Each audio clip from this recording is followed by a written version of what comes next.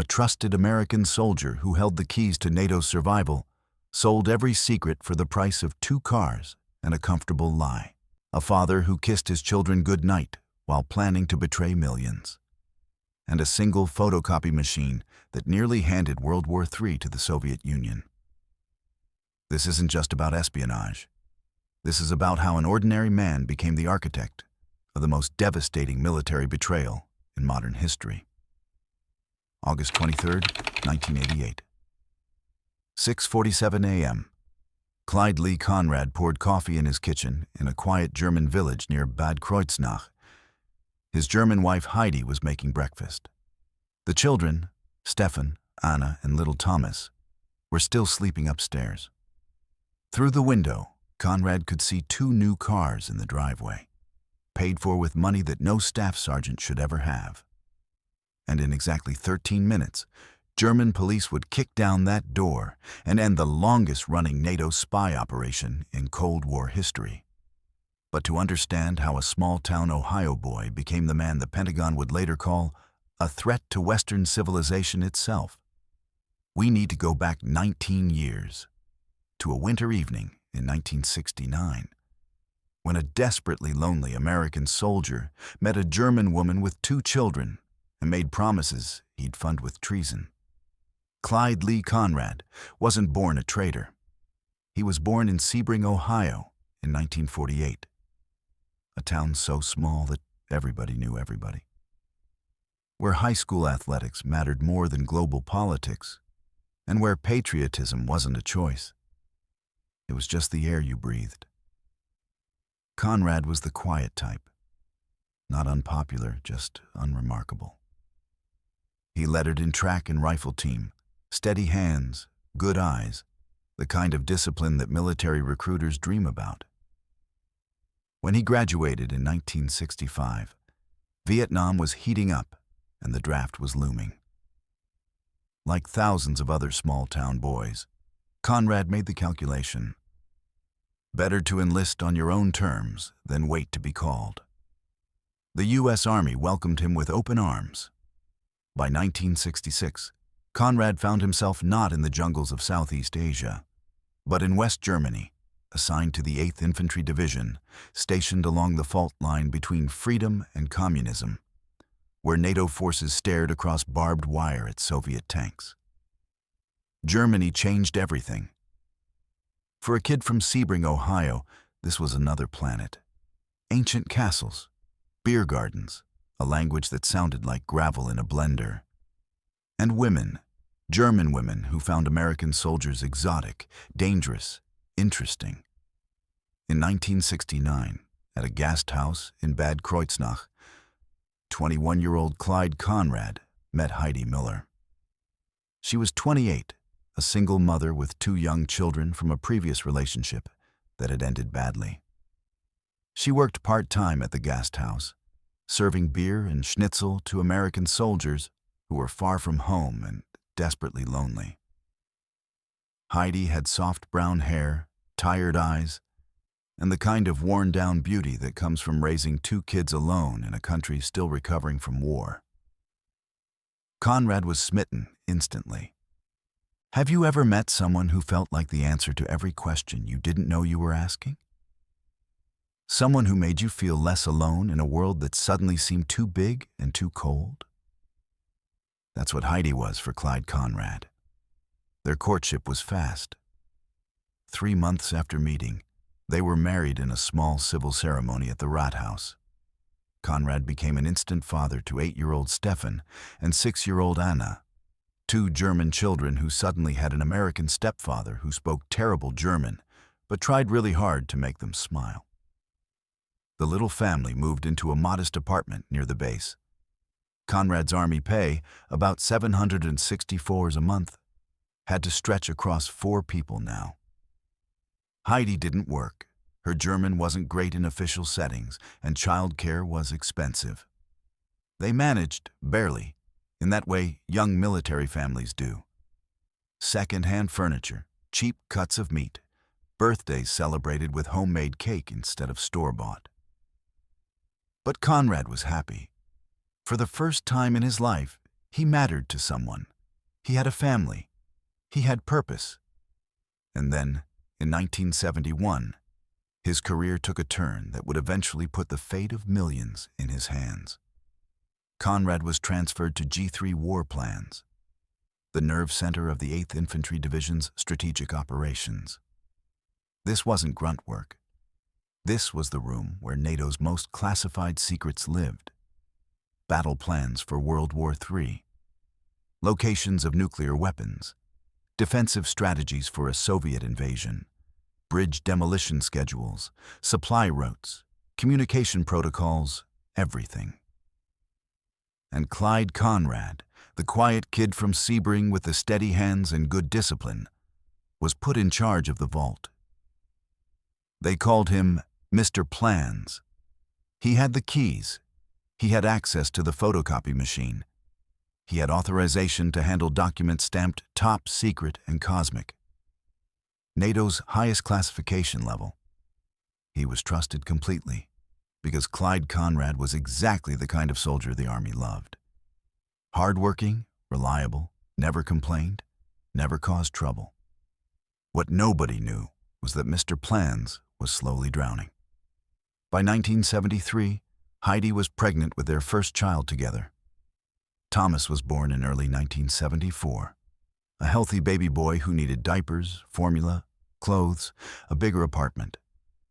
The family moved to a slightly larger place, but the rent jumped. Stefan needed new shoes because his feet kept growing. Anna wanted a bicycle like the other kids had. Conrad looked at his paycheck and did the math. It never added up. He started taking extra shifts. He volunteered for weekend duty. But there's only so much overtime a staff sergeant can earn, and it was never enough to get ahead, only enough to stay barely afloat. Heidi never complained, but Conrad could see the stress in her face. The way she'd count coins before going to the market. The way she'd water down the milk to make it last. The way she'd tell the children maybe next month when they asked for something small. If you've ever loved someone and felt powerless to give them what they deserve.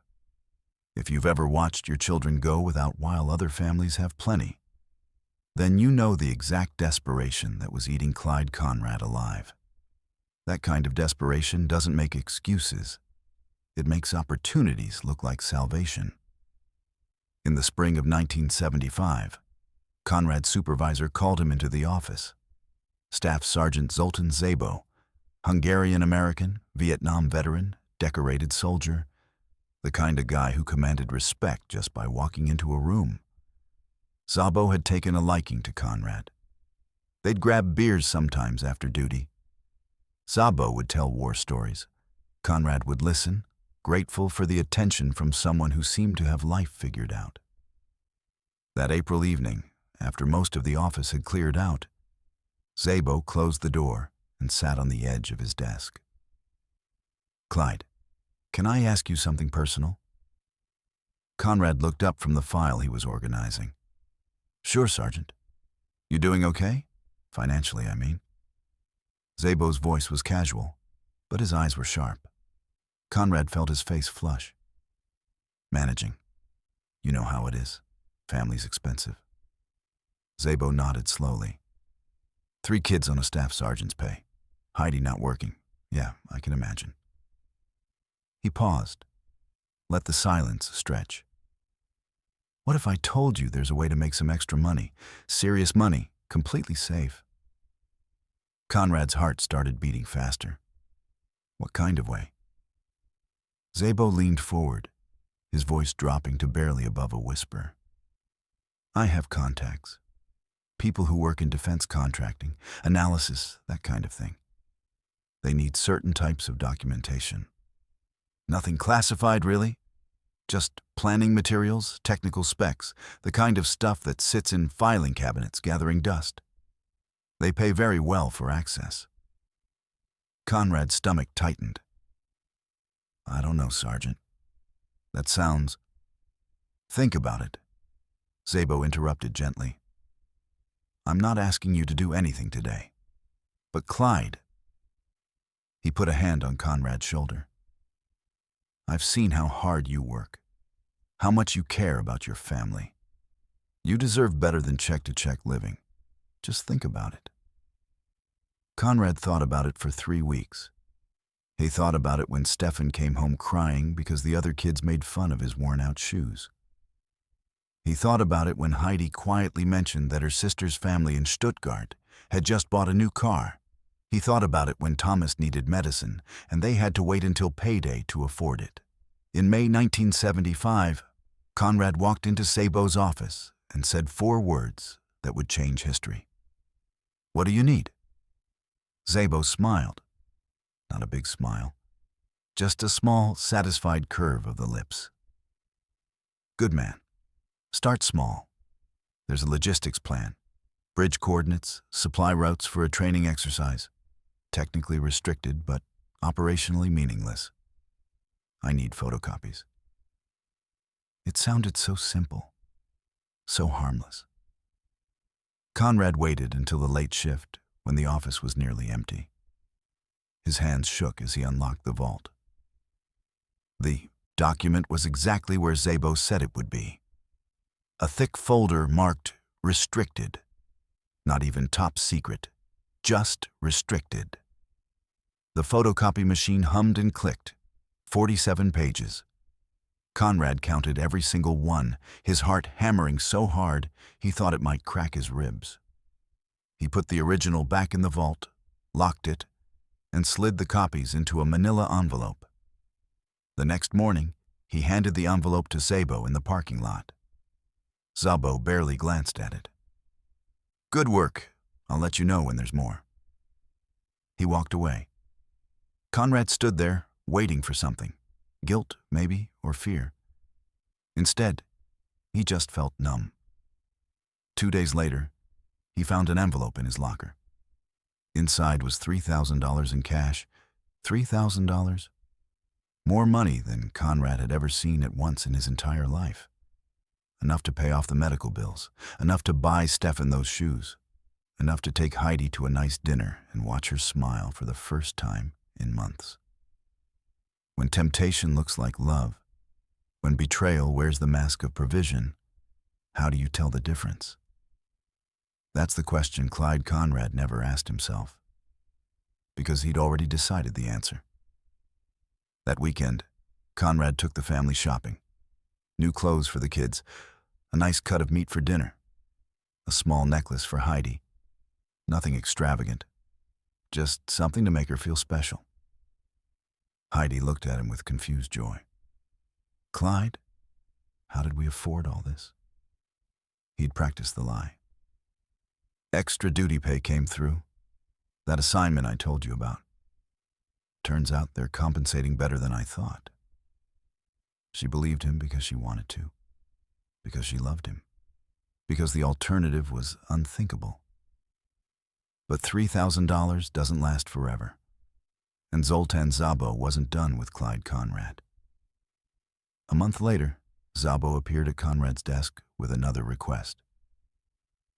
That logistics plan worked out great. My contacts want more, but this time they need something with a little more detail. War mobilization schedules, still just planning documents, nothing operational. $5,000 for this one. Conrad hesitated for exactly 3 seconds. Then he said yes. Over the next 3 years, Conrad and Szabo perfected their system.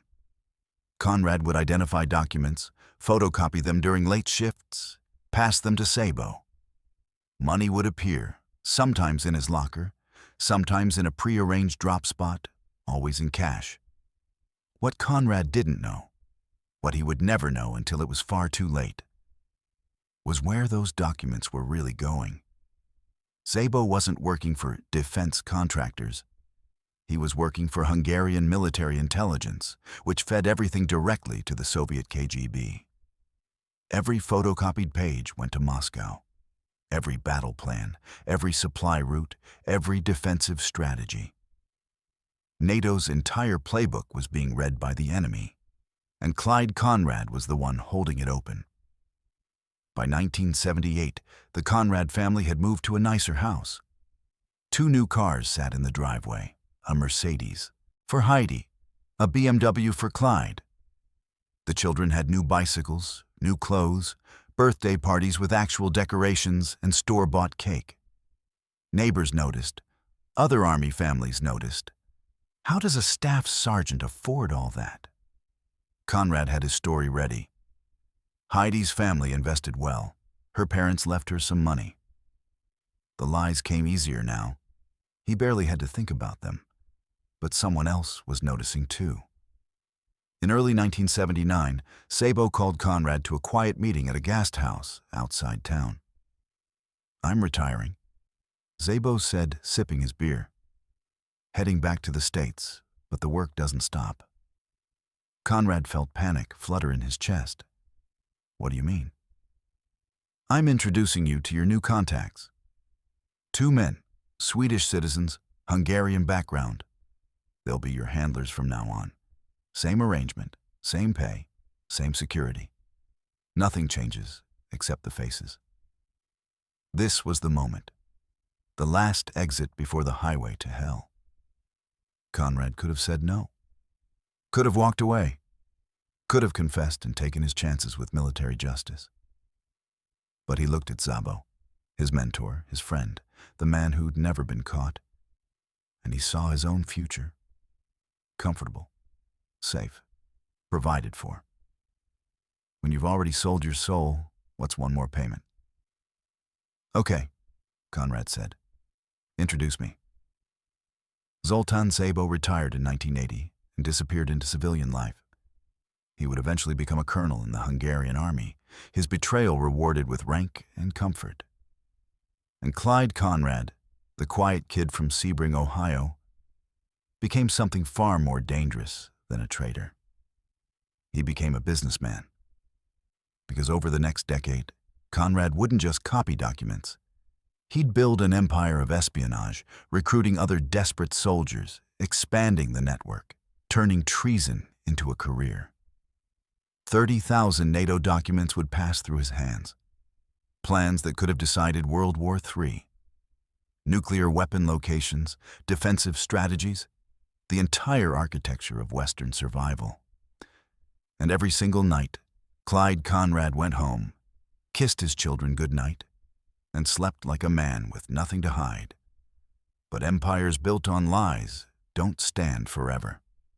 And in the shadows, CIA analysts were starting to notice that the Soviets knew things they shouldn't, that NATO war games were being countered before they even began, that somewhere, someone was bleeding secrets. The hunt had begun, and Clyde Conrad had no idea that his comfortable lie was living on borrowed time. A man who turned desperate soldiers into traitors with nothing but cash and empty promises. A wife who discovered her husband's second life hidden in a locked drawer. And a spy network so vast that NATO would never know the full extent of what was stolen. This is what happens when one betrayal becomes a business and family becomes collateral damage. March 1982. A cramped office in Bad Kreuznach. Clyde Conrad sat across from a young Army specialist named Roderick Ramsey, barely 23, drowning in debt, girlfriend pregnant back in the States. Conrad slid an envelope across the desk. $5,000, just for photocopies. Nobody gets hurt. Nobody ever knows. Ramsey stared at the envelope like it was a snake. In 7 seconds, he would make a choice that would destroy his life. But before Conrad could build his empire of treason, he had to master something far more difficult than espionage. He had to master lying to the woman who loved him. Heidi Conrad wasn't stupid. She'd been married to Clyde for 11 years, and she knew when something didn't add up. The money bothered her. Not at first, when Clyde explained the inheritance from her side of the family. She'd accepted it gratefully. But inheritances don't keep coming month after month. They don't explain why your husband goes to late duty 3 nights a week. but never smells like the office. They don't explain the locked briefcase he suddenly started carrying. One evening in November 1980, Heidi found herself alone in the house. The children were at her sister's for the weekend. Clyde had gone to inventory duty. Another excuse that sounded reasonable, but felt wrong. She stood in their bedroom, staring at his briefcase.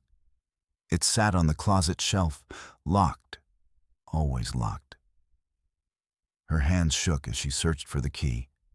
She found it taped inside his sock drawer, a hiding place so obvious it almost insulted her.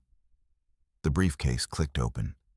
Inside were envelopes, dozens of them, some empty, some still fat with cash. Deutschmarks, American dollars, even some Swiss francs. And underneath, a small notebook filled with numbers, dates, names she didn't recognize. Heidi's breath caught in her throat. This wasn't inheritance money. This was something else entirely. She heard the front door open. Clyde was home early. Panic seized her. She shoved everything back, locked the case, returned the key, and ran to the kitchen. When Clyde walked in, she was stirring soup that didn't need stirring, her hands trembling so badly the spoon rattled against the pot. "You okay?" Clyde asked, kissing her cheek. "Fine, just tired." The lie tasted like metal in her mouth. Have you ever discovered something that made you afraid to know more?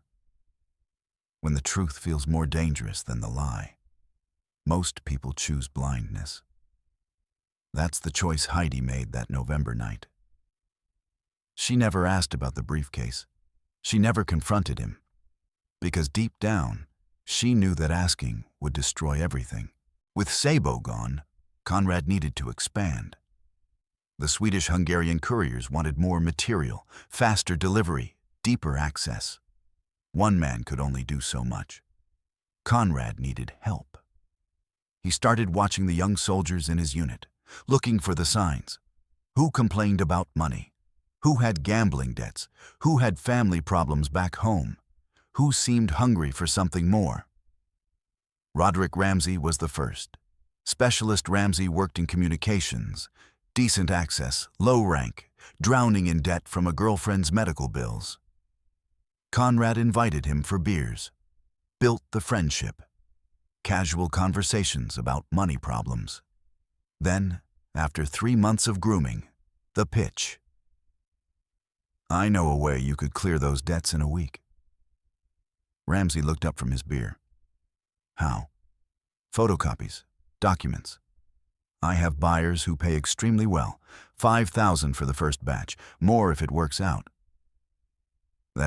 Isn't that illegal?" Conrad's face was pure sincerity. "Technically restricted, sure.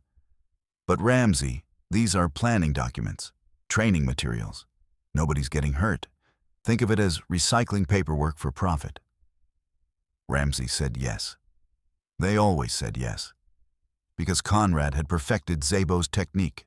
Find the pain point, offer the cure, normalize the crime. Over the next 5 years, Conrad recruited at least 4 others. Jeffrey Rondo, Jeffrey Gregory, Kelly Warren. Each one desperate. Each one compromised. Each one adding to the mountain of secrets flowing east. The network operated like clockwork.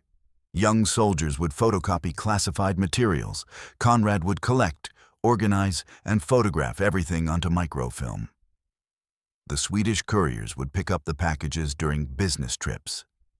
Money would flow back through complicated banking channels. By 1985, Conrad's annual income from espionage topped $100,000, more than most colonels made. The Conrad family looked like the American dream transplanted to Germany. Nice house. 2 cars, a Mercedes and a BMW. Vacations to Austria. The children in good schools, well-dressed, well-fed. Stefan was 17 now, thinking about university.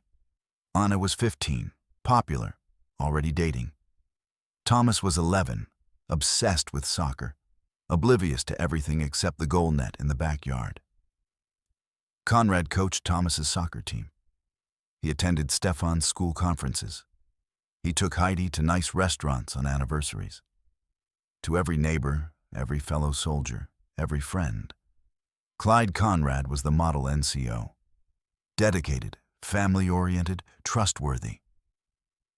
But late at night, after everyone slept, Conrad would sit in his locked office and photograph classified documents, NATO war plans, nuclear weapons locations, defensive strategies that could mean the difference between victory and annihilation if war ever came.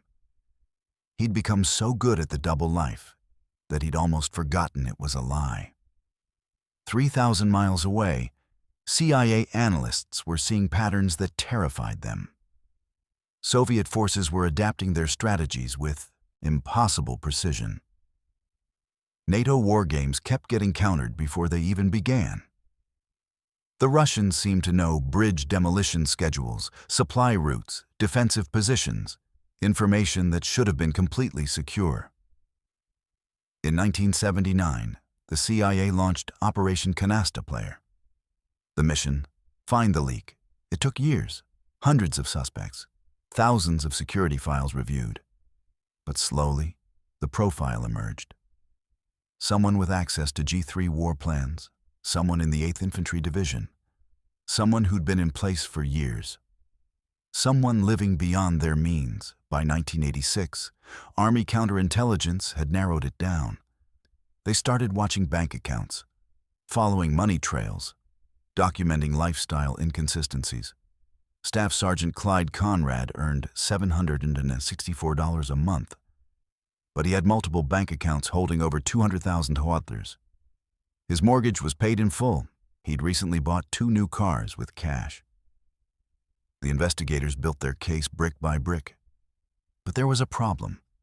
Conrad had retired from the Army in 1985. He was now a civilian, living in Germany. American military police couldn't touch him. The FBI had no jurisdiction. They needed the Germans. 17 years of marriage, 17 years of comfortable lies. But some truths refused to stay buried. In the summer of 1987, Heidi was cleaning Clyde's office, something he'd told her never to do. But he was away on a business trip, and the room was getting dusty. She found a photograph, not hidden, just sitting in a drawer. Clyde, with 2 men she didn't recognize, standing outside a hotel in Vienna. On the back, handwritten, "Package delivered. Next month, Budapest."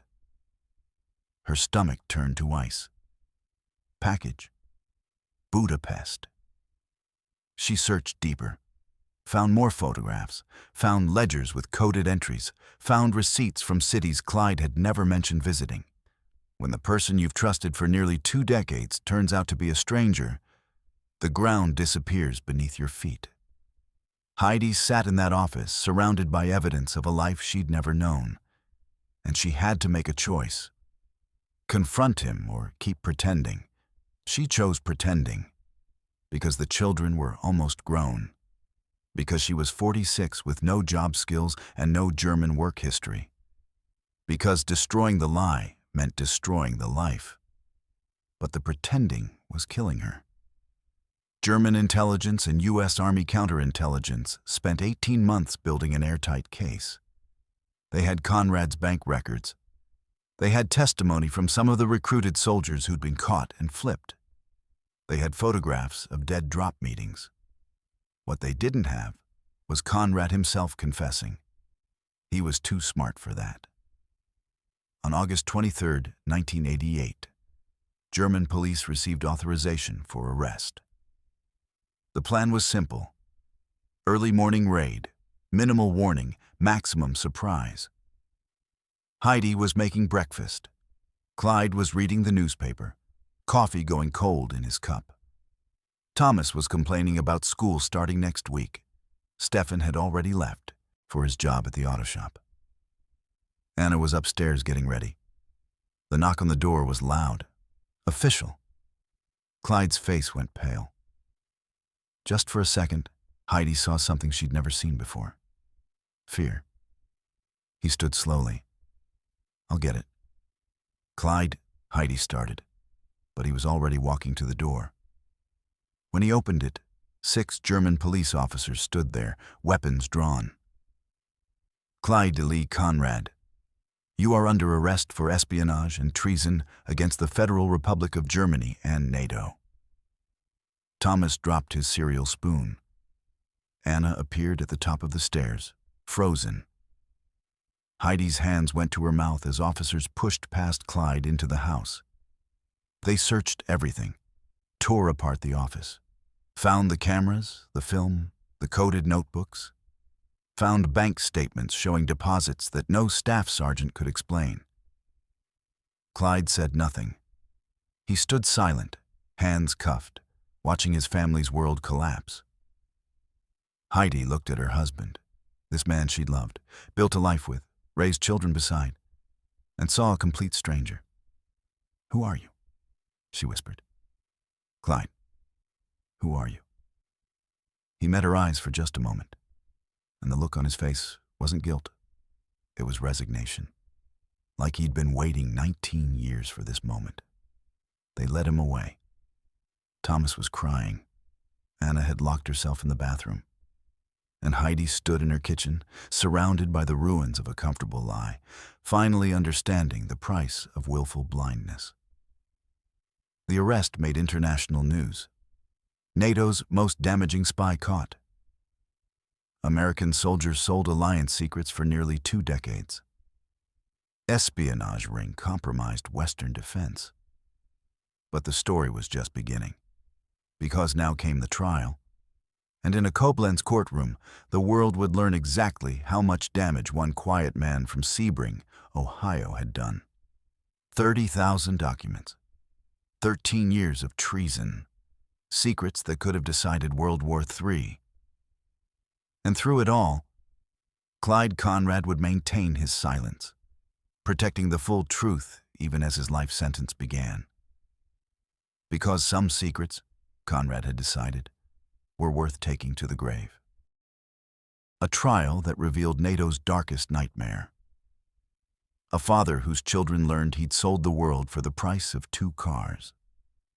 And a spy who carried his final secrets to a prison grave, leaving investigators to wonder what else he'd hidden. This is how the most devastating military betrayal in modern history ended, not with a bang, but with silence. June 6, 1990. Koblenz High Court, Germany. Clyde Lee Conrad sat motionless as the judge read his sentence. Behind him, Heidi wept quietly. Stefan had refused to attend. Anna stared at her father with eyes full of hatred. And in exactly 43 seconds, the judge would speak 3 words that would seal Conrad's fate. Life in prison. But before that gavel fell, the world would learn the true scale of what Conrad had done. And the numbers would be staggering enough to rewrite Cold War history. The moment German police arrested Conrad, a massive counterintelligence operation exploded across 2 continents. U.S. Army investigators, CIA analysts, German BND officers, everyone scrambled to answer one terrifying question. What exactly did he give them? Conrad's house yielded a treasure trove of evidence. Microfilm cameras, thousands of dollars in cash hidden in walls, coded notebooks with meeting schedules, bank account information showing deposits from Swiss, Austrian, and Liechtenstein sources. But Conrad himself? He said absolutely nothing.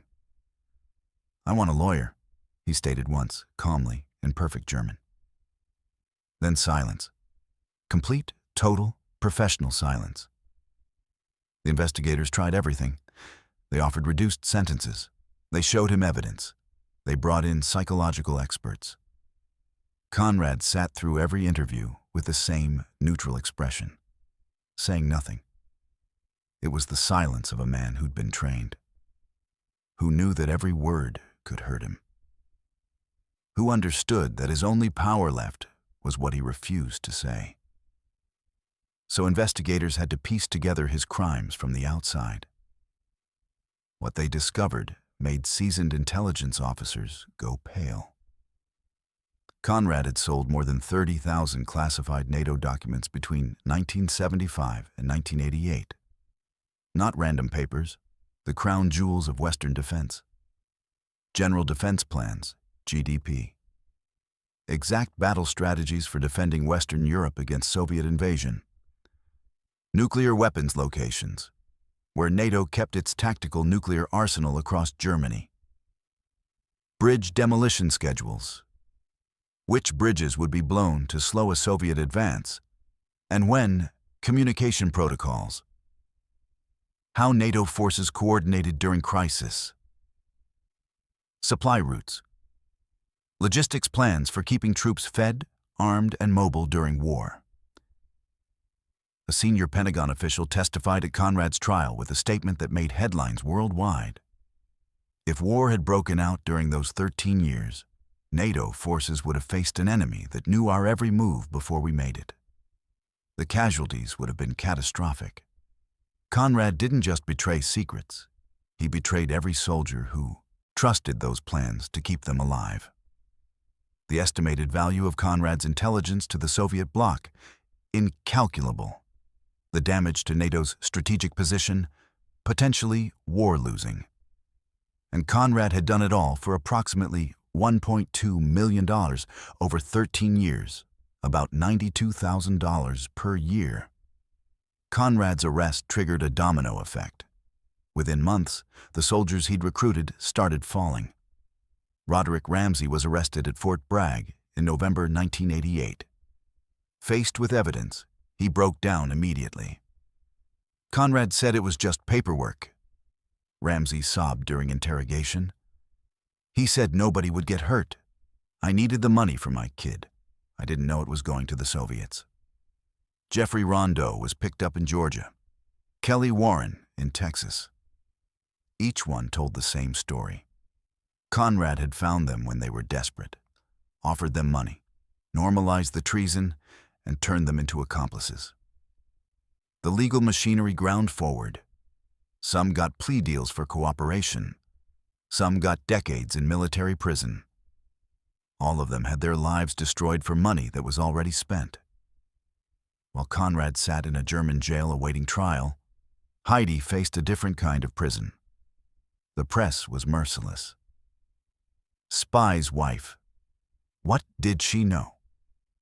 Conrad's German family under suspicion. Reporters camped outside their house. Photographers caught the children leaving for school.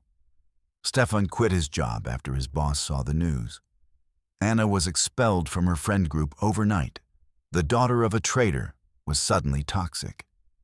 Thomas, at 12 years old, got into fights defending his father until he finally stopped defending him at all.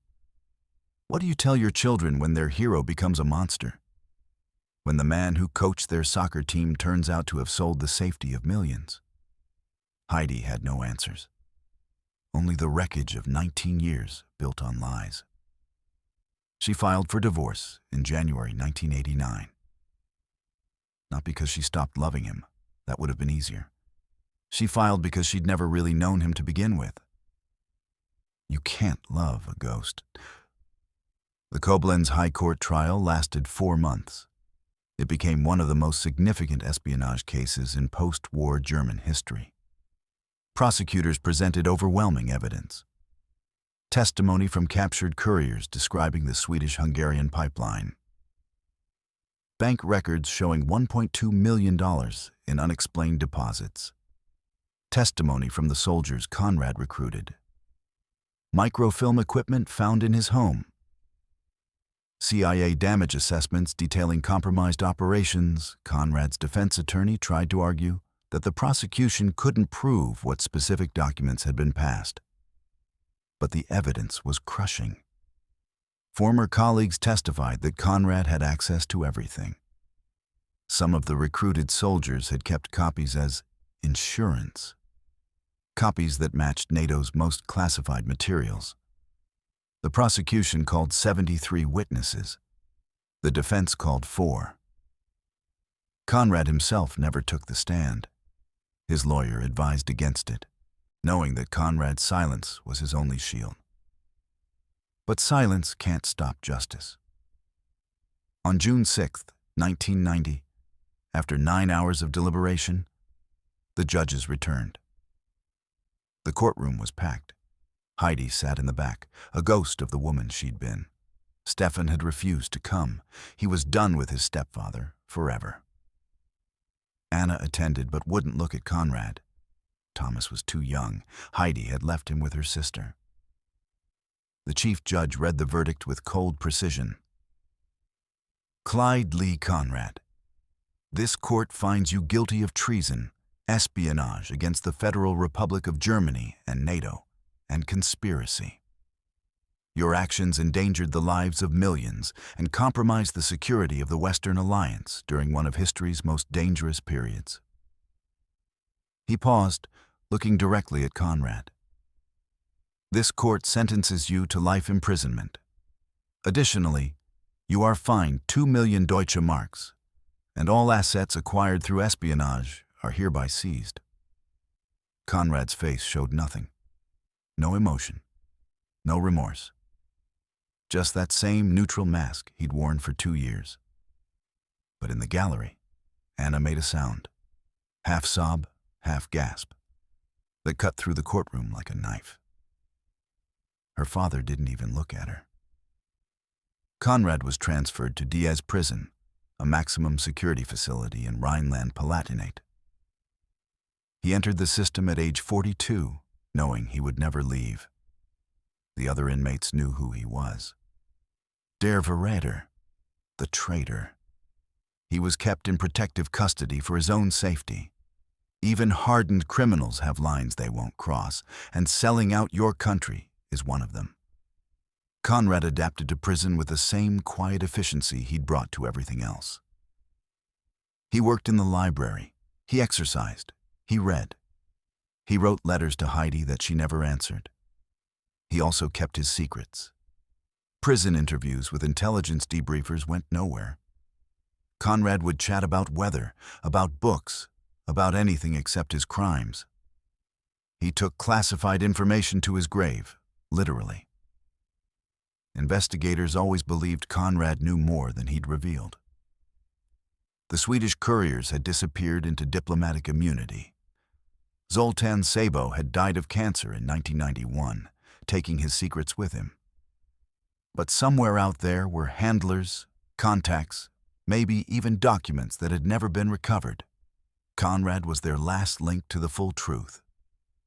In late 1997, U.S. intelligence made one final attempt. They offered Conrad a deal. Tell us everything, and we'll arrange for your children to visit. Conrad smiled for the first time in years. My children don't want to see me, and I have nothing to tell you. On a cold morning in January, a guard found Clyde Lee Conrad dead in his cell. Heart attack. He was 50 years old. The autopsy revealed advanced coronary disease. Years of stress, poor prison diet, and a sedentary life had taken their toll. There was no foul play, just a body giving out. German authorities contacted Heidi. She'd remarried by then, trying to build a new life. She told them to handle the burial. She wanted nothing to do with it.